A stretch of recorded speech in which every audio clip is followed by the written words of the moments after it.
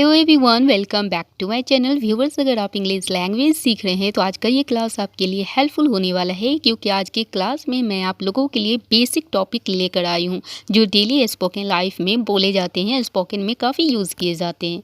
देखिए, आज का टॉपिक है डू एवर। डू एवर का मतलब होता है कभी तो।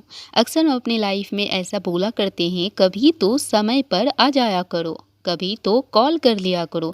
इन सभी सेंटेंसेस को इंग्लिश में कैसे बोलते हैं आज के क्लास में वही सीखेंगे। उससे पहले अगर आप मेरे चैनल पर नए हैं तो चैनल को सब्सक्राइब ज़रूर कर लें। पहला सेंटेंस है कभी तो समय पर आ जाया करो। इसे आप इंग्लिश में बोलेंगे do ever come on time. Do ever come on time. Next है कभी तो कॉल कर लिया करो। आप किसी से शिकायत कर रहे हो, बोलते हो कभी तो कॉल कर लिया करो। इसे आप इंग्लिश में बोलेंगे do ever call me. Do ever call me. Next sentence है कभी तो मेरी सुन लिया करो। कोई अगर बहुत खुद में बोलता रह जाता है, सुनता नहीं है, तो हम कहते हैं अरे कभी तो हमारी भी सुन लिया करो या कभी तो मेरी सुन लिया करो। तो इसे इंग्लिश में बोलेंगे do ever listen to me.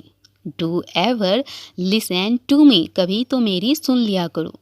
Next sentence है कभी तो मुझे बोलने दिया करो। कभी तो मुझे बोलने दिया करो। इसे आप इंग्लिश में बोलेंगे do ever let me speak.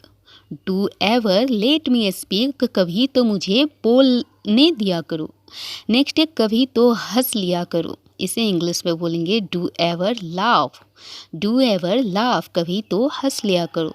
चलिए अब नेक्स्ट टॉपिक को देखते हैं। नेक्स्ट टॉपिक है take too long. Take too long का मतलब होता है बहुत देर लगाना। मतलब कोई भी काम में अगर देर लगती है, कोई देर कर रहा होता है, तो उसके लिए टेक टू लॉन्ग यानी बहुत देर लगाना इसका यूज़ करेंगे।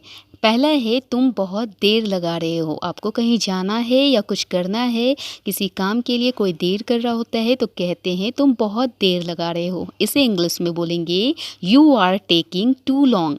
लगा रहे हो, रहा है, रही है, रहे हो, इसके लिए भी फोर का यूज़ करते हैं, इसलिए यहाँ टेकिंग है। ठीक है, you are taking too long.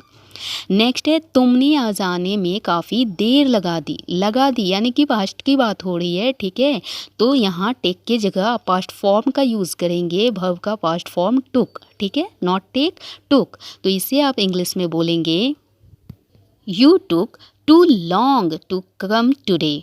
You took too long to come today. तुमने आज आने में काफ़ी देर लगा दी। नेक्स्ट है वह काम करने में बहुत देर लगाता है है। ठीक है, तो यहाँ आप यूज़ करेंगे वर्ब का फिफ्थ फॉर्म ईएस वाला। ठीक है, he takes too long to work. He takes too long to work. वह काम करने में बहुत देर लगाता है या लगाती है लड़की के लिए तो सी टेक्स। ओके, चलिए अब बढ़ते हैं नेक्स्ट सेंटेंस की ओर। नेक्स्ट है लड़कियां मेकअप करने में बहुत समय लगाती हैं। बात सही है, लड़कियां मेकअप करने में बहुत समय लगाती है। इसे इंग्लिश में बोलेंगे girls take too long to put makeup. Girls take too long to put makeup. Next है मुझे यह काम करने में बहुत देर लग गई। काफ़ी देर लग गई काम करने में, तो आपने कहा मुझे यह काम करने में बहुत देर लग गई। ठीक है, करने में यानी कि फिनिश करने में, कंप्लीट करने में, तो आप बोलोगे I took too long to complete this work. I took too long to complete this work. Next है तुम रिप्लाई देने में बहुत देर लगाते हो। इसे इंग्लिश में बोलेंगे you take too long to reply. You take too long to reply. Next mix sentences है वह यहाँ क्यों आई है। यहाँ आप डीड का प्रयोग देखेंगे। ठीक है, डीड वाले सेंटेंसेस आपको देखने को मिलेंगे। वह यहाँ क्यों आई है, इसे इंग्लिश में बोलेंगे why did she come here. Why did she come here. अगर मेल है तो why did he come here. Next है उसने मुझे कैसे देखा। इसे इंग्लिश में बोलेंगे how did he see me. How did he see me. Viewers, एक बात का ध्यान दें, डू डज डीड के बाद भी वर्ब का यानी कि वर्ब के फर्स्ट फॉर्म का यूज़ होता है। ठीक है, इसलिए how did he see me, sorry he see me. ठीक है, नेक्स्ट है उसने मेरा दिल क्यों तोड़ा। इसे इंग्लिश में बोलेंगे why did he break my heart. Why did he break my heart, उसने मेरा दिल क्यों तोड़ा। चलिए अब नेक्स्ट सेंटेंस की ओर बढ़ते हैं। नेक्स्ट है उसने ऐसा क्या किया है। उसने ऐसा क्या किया है, इसे इंग्लिश में बोलेंगे what has he done. What has he done. Next है इसका मतलब मैंने गलती की, कहते हैं ना, अच्छा इसका मतलब मैंने गलती की, इसे इंग्लिश में बोलेंगे that means I made a mistake. That means I made a mistake.